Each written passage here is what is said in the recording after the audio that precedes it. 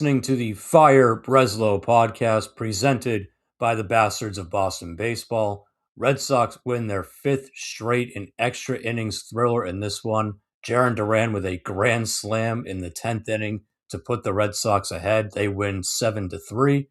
Peyton Tolley with another solid outing on the mound, but also Mickey Gasper continues to be the hottest hitter in this Red Sox lineup, as much as that might shock a lot of people. So, Red Sox win again. Welcome into the show, everyone. I'm your host, Jason Kelly. I've got Doug and Wong alongside.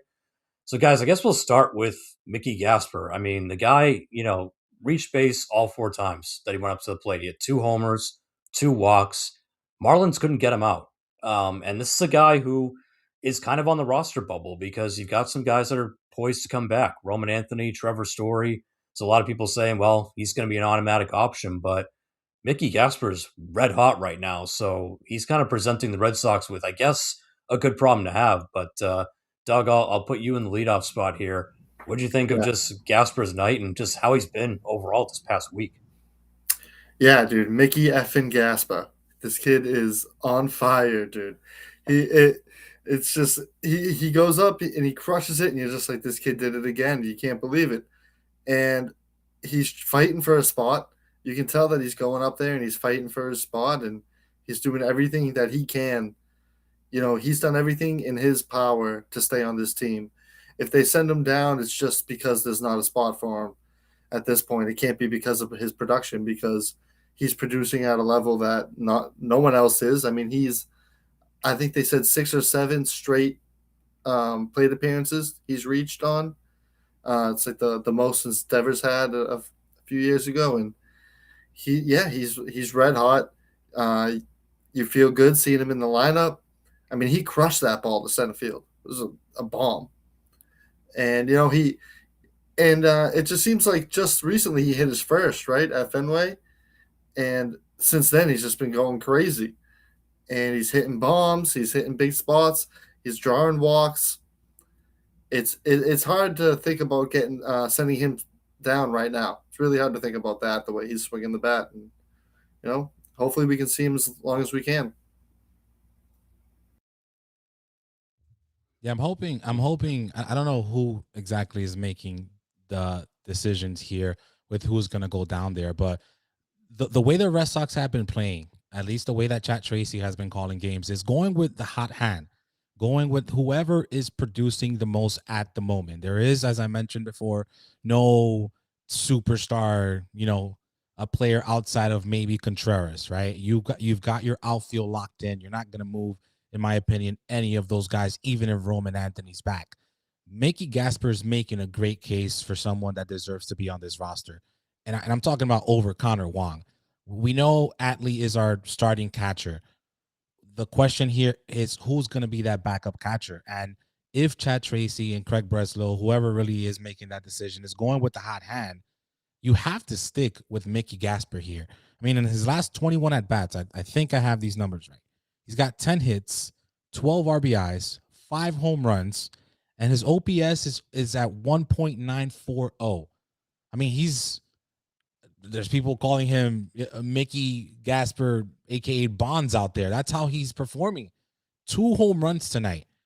I mean, you can take the questionable defense, right? Because Connor Wong is the better defensive catcher. But if he's performing on the offensive side and you want to give Atley rest, I think Gasper has earned the right to stay on this roster, to continue to produce. It doesn't mean that it'll be long term. It's you produce until you're not producing. That's the approach that I think Chad Tracy's taking with this roster here. So I'd say the same thing with Mickey Gasper here. Let him stay up here. Maybe, I don't know, take down Wong. He's not really performing much offensively, and he almost cost us the game tonight. Go with Gasper. He's the hot hand right now, and see what happens. Yeah, it's definitely an interesting conundrum that they're going to face. And look, Connor Wong does have options. So that would be an easy kind of, no one has to be DFA'd. You could send him down. The trouble with that is that Wong's been on the roster all year.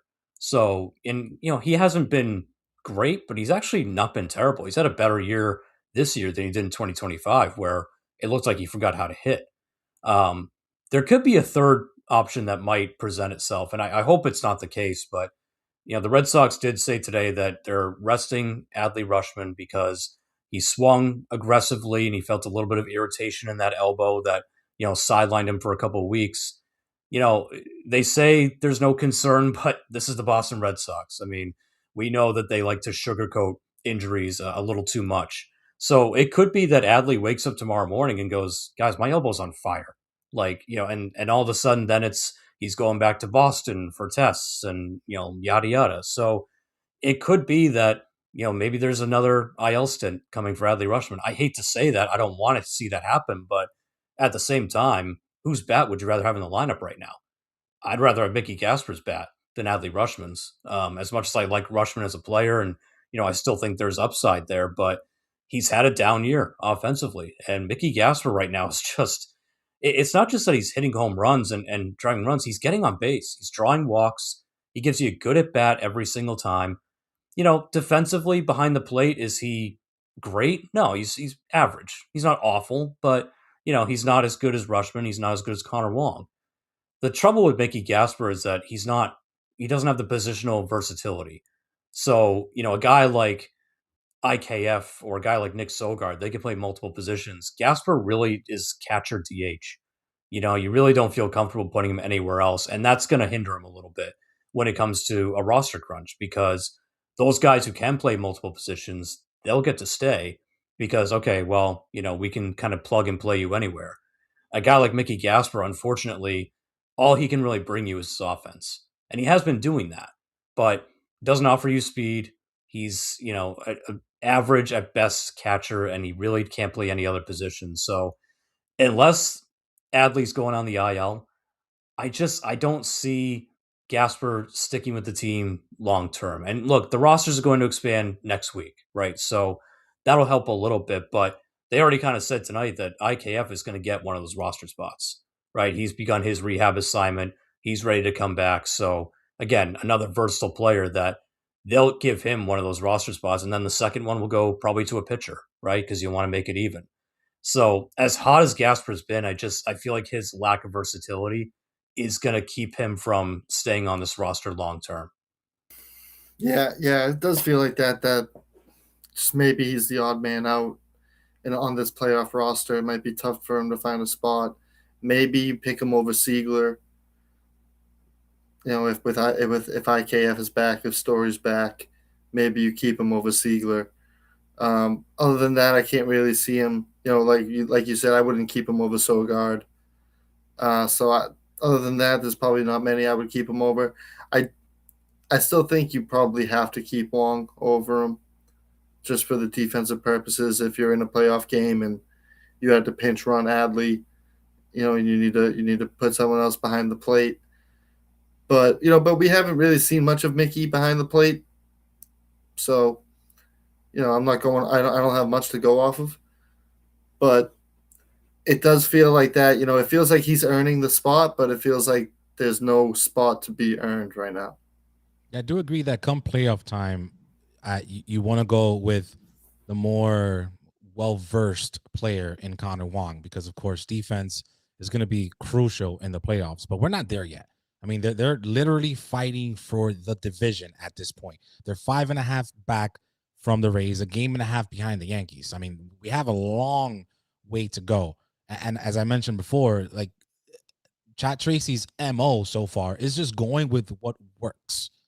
And at this point, I mean, he's just too hot for the Red Sox to say, well, we need to make room for someone else, and we're gonna take down this hot bat in Mickey Gasper here. That's why I said it doesn't mean that Wong won't be a part of that playoff roster, but at least for now, if Atley comes back, because of course we're kind of waiting to see what's going to happen with Atley here. But if Atley comes back, I'm riding with the hot hand. And again, that's been Chad Tracy's MO here, going with whoever's hot. And Mickey Gasper, I mean, he's doing things that I don't think anyone really thought he was capable of doing. Just hitting bombs, hitting home runs. That's not Mickey Gasper's game. And yet that's the way he's playing right now. He's hot. So he most definitely deserves the right to be on this roster. But again, it's gonna be interesting to see what Chad Tracy does here. Um, they've got to continue to win. I mean, that's really the most important thing. So do whatever needs to happen for this team to continue to pile up wins. And who knows what could happen within the next few weeks with the division, not even the wild card, with the division at this point. Yeah, it's a little bit scary because after tonight, so the Yankees lost tonight to Houston. So you're now a game and a half Oh yeah, back I didn't from see the that. Oh yeah. Yankees. Yeah, so you're a game and a half back from second place in the division. You're five back from first place. And you've got a big weekend series coming up against the Yankees. So, but also at the same time, you've got Trevor Story, who it sounds like he might be activated as soon as tomorrow. Roman Anthony has already started to have some at bats at AAA. I think he had another home run tonight in Worcester. So, Yeah, looks like I think I saw they wanted to activate him for the Yankee series. yeah, it sounds like Roman is really charging back. Like he's Yeah, going to be back very soon. I think IKF they're going to wait. They'll probably wait till the rosters expand, which is fine. So you are going to have a roster shakeup in the next 24 to 48 hours, and it's a good thing because you're getting Roman back, but then the flip side of that is you get Trevor Story back, and we've talked at length about how we really don't think he's going to be a value add to this lineup once he comes back. But you are going to lose some of these guys, some of these quote unquote 4A players who have really been performing for you. I mean, Anthony Siegler, I think, is kind of cooled down significantly. I think he's an easy one that you can say, okay, the magic is kind of worn off there. But look at what Mickey Gasper's doing. Look at what Nick Sogard is doing. These guys aren't just contributing; they're winning games for you. I mean, you don't win tonight without Mickey Gasper, and then a couple days ago, you don't win without Nick Sogard, both at the plate and defensively. So it's a little bit tough because yeah, like you're glad to see Roman come back, and you want the team to get healthier, but you're going to lose some of these guys who I always like to describe them as just plucky. I think that's what the Red Sox are right now. They're a plucky team. Like they're not the best in the league talent wise, but if you're up 3-1 against them late in the game, you can't bank that you're going to close that out. I mean, they're resilient, and a lot of it is because of these type of players that you know. I thought Lou Merloni made a good point on Twitter today. Someone was a Yankee fan was kind of bashing them, saying, "Oh, Red Sox just get all these, bums, journeyman, 4A players, and yet somehow they rake." And Merloni made the point. He's like, they're not all technically 4A players. They're young guys. Siegler's 26, Sogard I think is 28. Gasper's probably the oldest of them at 30, but they're young guys who haven't gotten the opportunity in their careers, and now they're getting the opportunity. And look, they're making the most of it. So, you're going to lose those guys to a veteran in Trevor Story, who I'm sorry, I think is very entitled and thinks that he should be playing every day and that he's a team leader. And then Roman Anthony, who I'm excited to see him come back, but let's face it, early in the season, he was not a value add for you. He was not the Roman Anthony of 2025. So I'm a little bit worried about the chemistry going forward once you bring those guys back. Is it gonna, mess with the mojo a little bit? I'm not sure I like that, especially heading into a big series this weekend. yeah. I don't think anyone wants to see Story. Really, I mean, Monasterio's had some tough throws over the last couple games. So he's not doing himself any favors by trying to keep that spot when Story comes back. I don't think any of us really want to see him. You know, no one wants to see him over Sogard. That's for sure. So they'll probably plug him in over Monasterio. We'll see what happens with Monasterio.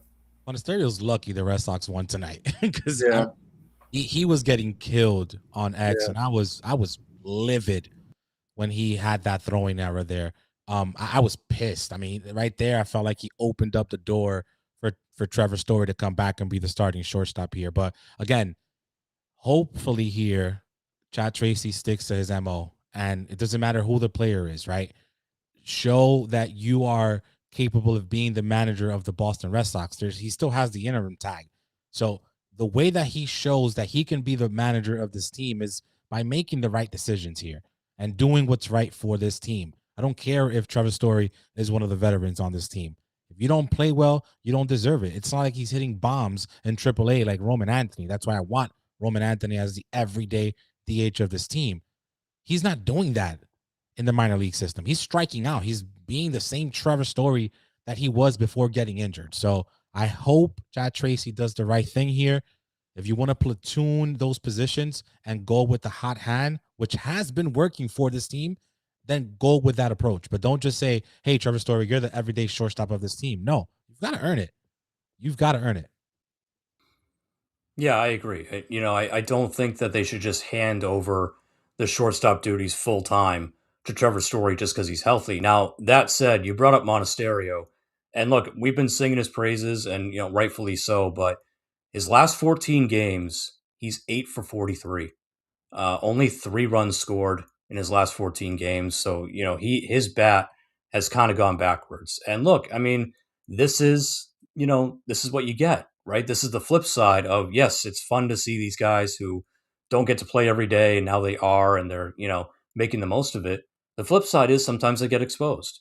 I used to call it the Brock Holt problem, right? Brock Holt was a great bench player. He was a great utility guy because could come off the bench and really produce for you. And then remember that season when Brock Holt was the starting second baseman every single day? And we all know what happened. He did not have a good year. So guys like this do get exposed when they play every day. And I think that's what's happening with Monasterio. You're certainly seeing it defensively. And now I think at the plate, pitchers know how to attack him, right? So, basically just throw him a slider down and away. He's going to chase it. So as much as I'm not really jazzed up about Trevor Story coming back, I can't really say that Monasterio, at this point, still deserves a shortstop job. Again, 2 weeks ago when he was red hot, I would have said, yeah, keep Trevor Story down as long as you can. But Monasterio's been exposed now, and the bat is starting to slow down. Same thing with Siegler. I think Siegler's getting exposed. So look, I don't know what Trevor Story's going to give you. It doesn't sound like he's going to give you much. Juan, you mentioned it. I mean, he's doing the same thing in AAA that he does up here. He's just striking out left and right and not making hard contact. And it's not competitive. I mean, I saw Yeah. a screenshot of a third strike a third pitch that he swung at yesterday, and it wasn't even close. Like, this is the same thing he was doing prior to the injury. I mean, continue to platoon shortstop if that's what you have to do, because that's what's working. Trevor Story does not deserve the right to be the everyday shortstop. Heck no. Yeah, it's hard. I mean, I think it was Hunter Knoll, was down there in Worcester, and he was watching him live, and he tweeted, he's like, from what I've seen just with my own eyes, I don't think Trevor Story is going to give you anything when he comes back. So that's scary because again, the contract and everything else, they're going to plug him right back in there. And yeah, I think to start, he'll play one game, get the next day off, then play again. They'll kind of mix in some days off, but eventually he's going to want to play every day. And now you're adding 3 to 4 strikeouts a game to this lineup that, again, they're successful and they're winning games because they're not striking out as much. So it's a scary thought. And they're heading into a big weekend series with a team that I think, should be able to leapfrog, right? I think the Yankees are extremely vulnerable right now. Stanton's done. Judge is still hurt. Like they're not the threat that they think they are. But you add Trevor Story to the mix, all of a sudden it's okay. Well, now the Red Sox as a team are striking out 12, 13 times a game. That's what they were doing in May and June when they sucked. So it's going to be interesting. And you guys are right. A lot of it's going to be on Chad Tracy, right? Just okay, because there were those reports, this week that he's the leading candidate. He's going to get the interim tag removed, and that he's the favorite to just actually be named the manager. Well, now's your chance to really put a stamp on that because Trevor Story is a problem. As I call him the albatross just because of his contract and everything else. Like he is, and Chad Tracy's going to have to figure out how to keep the veteran appeased, but also put the best lineup out there. So big time challenge for him coming up, and unfortunately, it's going to happen soon because again, I think that activation is imminent. I think it's coming probably tomorrow. So we'll see what they decide to do. Let's move over to Peyton Tolley. His start today. thought he was pretty decent. Not his sharpest stuff, but he still had the 7 strikeouts, had a no hitter going through the fifth. Um, didn't make it too far into the game, only 5 1/3. Got to 97 pitches pretty quick.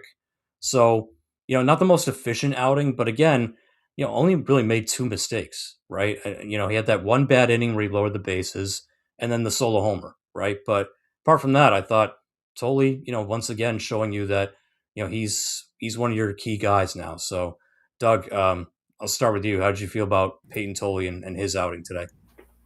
Yeah, no, I felt great.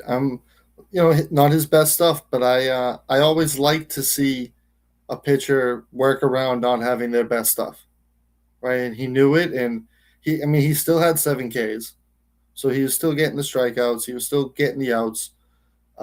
He didn't have his location as great as he has before. He let up he had that one bad inning, he let up a bomb, but he's good for a solo home run pretty much every outing. But like you said, no hitter going. He, you could tell, a lot like Ranger, in a way that when they don't have their best stuff, they're still finding ways to get outs and kind of a bend not break. Have a couple bend not break innings.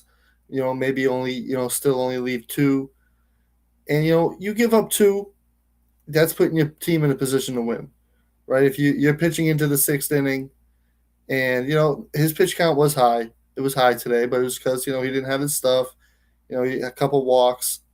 Um, but like I said, it's just you go into the sixth inning, you only give up 2 runs. You're putting your team in a position to win, and at the end of the day, if you don't have your best stuff or not, that's all you can ask for from your team is your starting pitcher. Go into the sixth, put you in a position to win, hand it off to the bullpen, hand it off to the offense, and he continues to do that. Whether he has his best stuff or he doesn't, he's still doing it, and the kid's a stud. Yeah, context matters to me when I look at these young players. I mean, this is his first full season, and they're stretching Peyton Tolle in a way that's he's never done in his entire career. Right, it's a year and some change. And I wanted to see how he recovered from his last outing with against Arizona, where he only went again five innings through 98 pitches, gave up 3 runs, 6 hits. I wanted to see how he recovered, and tonight it was 2 mistakes, as you mentioned, that inning where he loaded the bases, and then that solo shot where he kind of left that ball hanging there.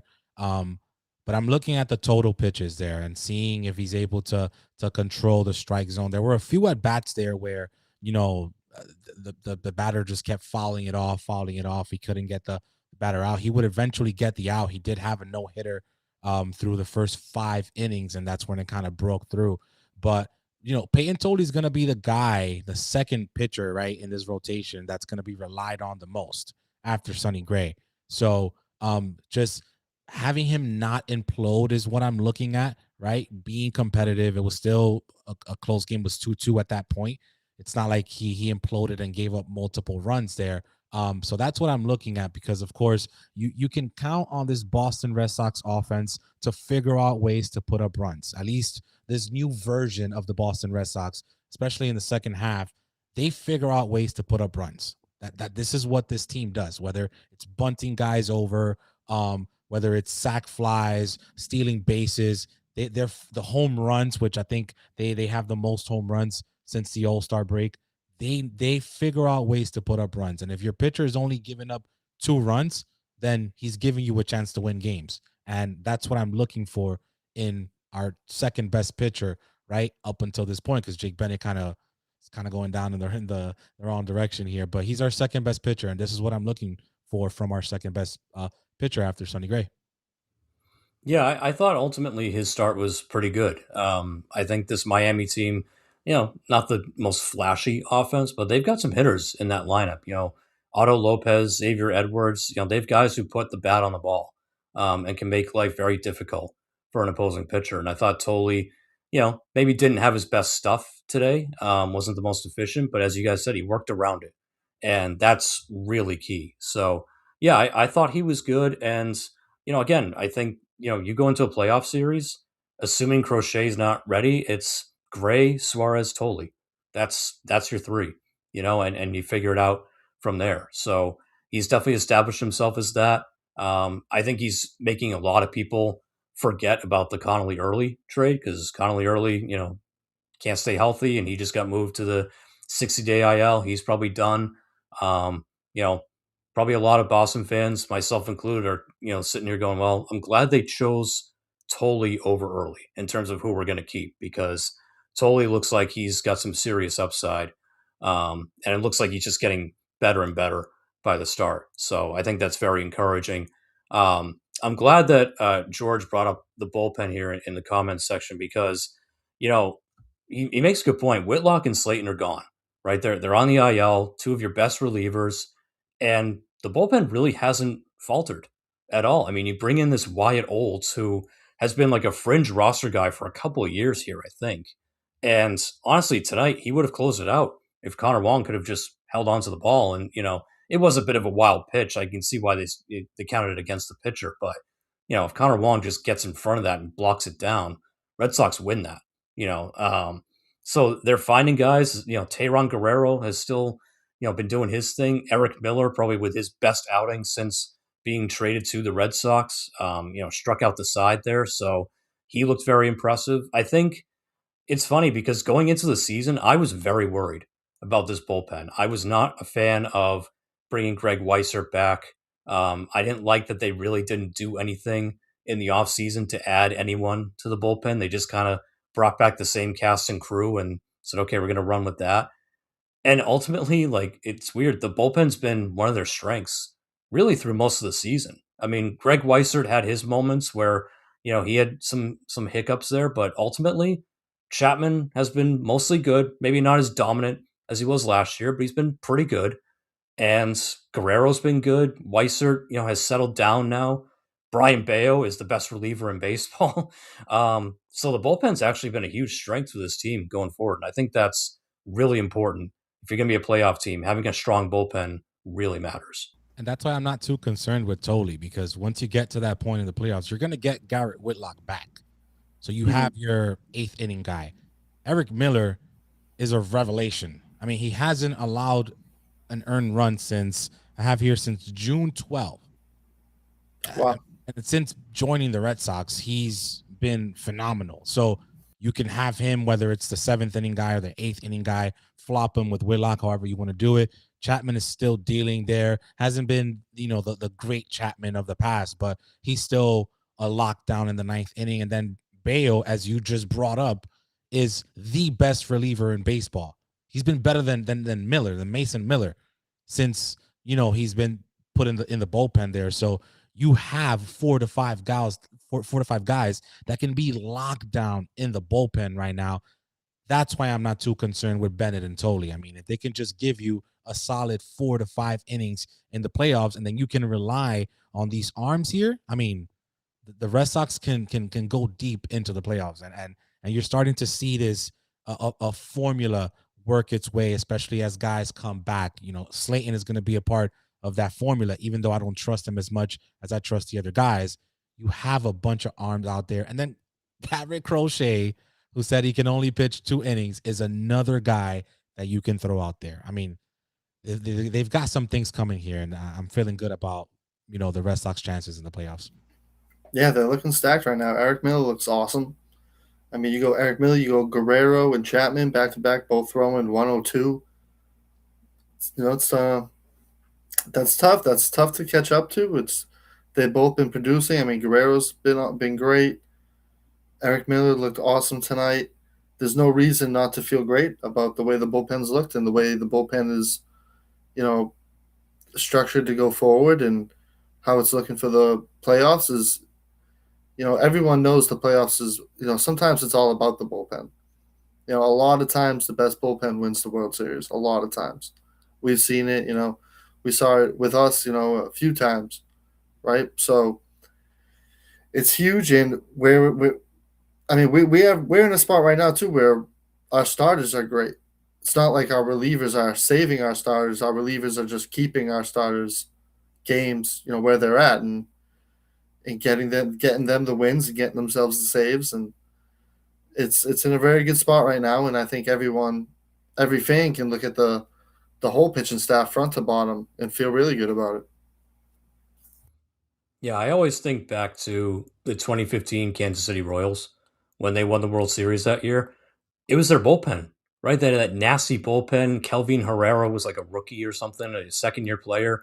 We all know the career he had. Like, that's how they won it. They won it with kind of the same way the Red Sox are doing it right now. They didn't have a ton of power on that team. It was all guys who made contact, got on base. They had some speedsters. They had guys who could draw out long at bats, and their starting rotation was good. But all they needed was to have a lead by the fifth inning, and you were screwed because then they just throw in reliever after reliever who just threw bullets, and it led them to a World Series win. I'm not sure they were a better team than that Mets team, but you know what? They won it, and their bullpen was a big part of it. So now, is the Red Sox bullpen as elite as that one? Probably not. It might be a notch or two below. But look, if Chapman is kind of saving his best bullets for the postseason, and he's gonna, go on one of those runs, that could be really good for you. You guys mentioned Garrett Whitlock; he'll be back by then. He's already facing live hitters, so that's a good sign. He's, also been one of the best relievers in baseball all season. Brian Bayo, a guy like Bayo, especially in the playoffs, if you get into one of those games where, it's really, let's say it's a Peyton Tolley game, right? And he doesn't have his best stuff. The command's all over the place. The pitch count's getting high, and you got to pull him in the third inning. That's where Brian Bayo comes in. Perfect spot. Okay, no problem. Tolley didn't have it today. Let's save his arm because, we might need to pitch him later in the series. And then boom, here comes Brian Bayo, who is untouchable out of the bullpen right now. So it's a problem. The Red Sox bullpen will be a problem for other teams when they get to the postseason. And yeah, I say when because I don't think they're dropping out of it at this point. I really don't. So it's a great strength to have, and I'm just surprised because I didn't see it coming. I really thought the bullpen was going to be more of a weakness this year, and it turns out it might be one of their best strengths. So again, big series coming up this weekend against the Yankees. That's going to be, that's going to be a big litmus test, excuse me, for this team because again, you're a game and a half back from them now. So, do you want to make this real or not? They got a big chance to do it, and who knows? Maybe Roman Anthony is in the lineup and starting at DH or something, and maybe he's got a homer or two in his back pocket to greet the Yankees with. So we'll see what happens there. There's no reason why the Red Sox shouldn't win that series, or at least have a really good Yeah. chance of winning that series. They're the hottest team in Major League Baseball. I mean, that includes the Dodgers, the mighty Dodgers. They're the hottest team in Major League Baseball. They have arguably the best bullpen in Major League Baseball. The offense has been the best in Major League Baseball in the second half so far. I mean, there's no reason why they shouldn't win that series against the Yankees. The Yankees are vulnerable right now. They're still waiting on Judge. Stanton, as you mentioned earlier, is not coming back. Max Fried is not at least there in that starting rotation. So they're not at their best right now. This is the chance to finally surpass the Yankees in the standings. Continue to play well. Go out there and get the sweep tomorrow. You've got the best pitcher in the American League. I don't care if the odds are that Dylan Cease or Cam Schlitter are going to win the Cy Young. Sonny Gray should be in that conversation and should be first in that conversation. And you've got him going tomorrow. Go for the sweep and win that series against the Yankees and take them over and see where you are in the AL East standing once that weekend is done. But everything is pointing up right now for the Red Sox. Yeah, I agree. I think finishing the sweep is big. You're muted. Yep, sorry, hit mute instead. Yeah, they absolutely should finish the sweep tomorrow, and they've got a great opportunity because, as you guys mentioned, you've got Sonny Gray on the mound. He's going up against Ryan Gusto, who looks like he's one of these relievers they're trying to stretch into a starter. Hasn't gone really past 4 innings in any of his starts. So, again, it's kind of a spot guy. Not great numbers, has a high whip. So, this is another guy that the Red Sox, you should be able to get to him. Get to him early, make it comfortable for Sonny Gray. That's a big ballpark there in Miami, so that's kind of right up Gray's alley. So I feel pretty good about it. I think they will get the sweep tomorrow, and they'll be going into New York with some momentum. What do you guys think? Yeah, I do too. I agree.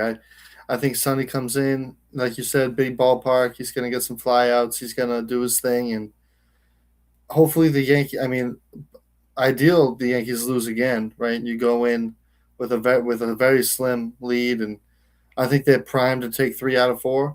I think I would probably be picking a sweep if one of them wasn't a doubleheader. So I would say maybe they split the doubleheader and win the rest of the games. That's how I'm feeling right now. I mean, I remember when they faced off against the Rays at the early part of the second half, and they had a doubleheader. We're like, yeah, they're gonna split one of those games, and they ended up sweeping the Rays. So, I mean, you just never know. But I think Sonny Gray gets his 17th win tomorrow. It's the best in Major League Baseball. He's gonna go out there and deal, and this offense is gonna figure out ways to put up runs, which is what they do every single day. We don't know how they're going to do it, but they're going to do it, and they're going to win and sweep this series. And hopefully we go into that Yankee series down just a half a game. It's going to be good, boys. Yes, I agree. I think we're going to see a sweep tomorrow. So hopefully that's the case. We will be on the air again tomorrow night after the conclusion of that game. So stay tuned to your YouTube feeds. See when we go live. Come hang out with us. Until then, everyone enjoy the rest of your night. We will